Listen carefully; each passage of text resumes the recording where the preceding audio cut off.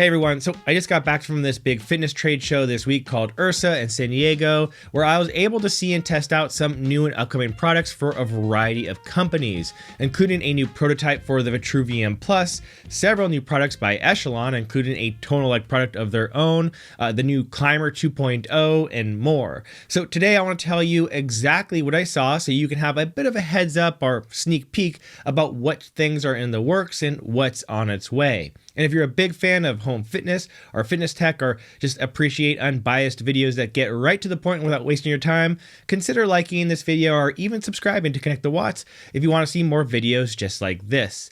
So let's first discuss what Vitruvian had at their booth, because there is a lot to be excited about there.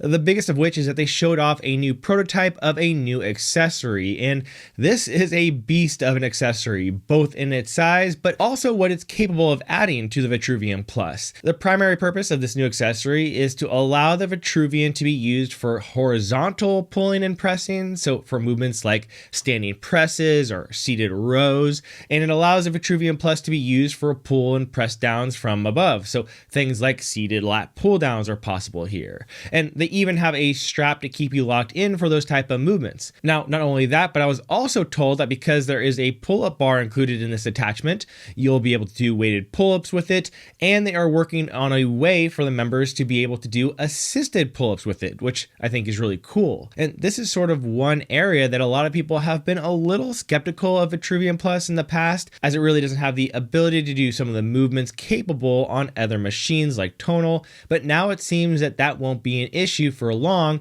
should you want to get this additional attachment. And again, that's part of what makes the whole idea behind Vitruvian Plus so attractive, as you don't have to get this large attachment. You can just keep the ultra slim, ultra portable base and do 90% of whatever you'd want to do, but it can be expanded upon for those who want to add or do more with the Vitruvian Plus over time.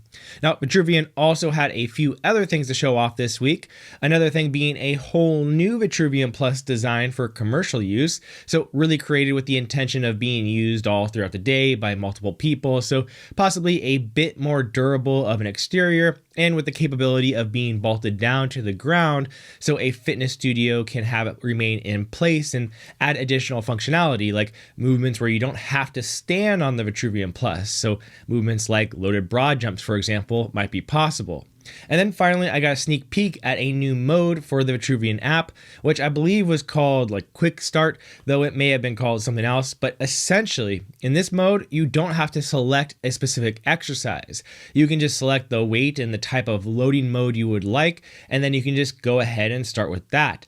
And that's a great addition to the app. So if you don't have a full workout written down in advance, or you just want to do a few additional movements that maybe you didn't plan for, you can just jump into this quick start mode and get those sets in without having to look up those specific exercises in the movement library. So I'm a really big fan of this, especially since I haven't finished my full review on the Vitruvian Plus, but I should be done with it in a few weeks. So make sure to subscribe if you want to see a really in-depth piece on that. But one of the themes of that review is going to be that this equipment is absolutely solid, but the app could use a little bit of work. And so it's great to see that they seem focused on making improvements to the app to make the machine even more valuable over time. Okay, so that was the Vitruvian, but they weren't the only ones at IRSA to have new prototypes available to check out. Another big one was Echelon.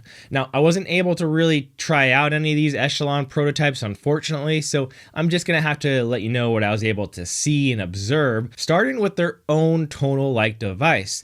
The big difference between this and Tonal being that it seems to be a freestanding unit that does not need to be bolted onto a wall, which is always a plus.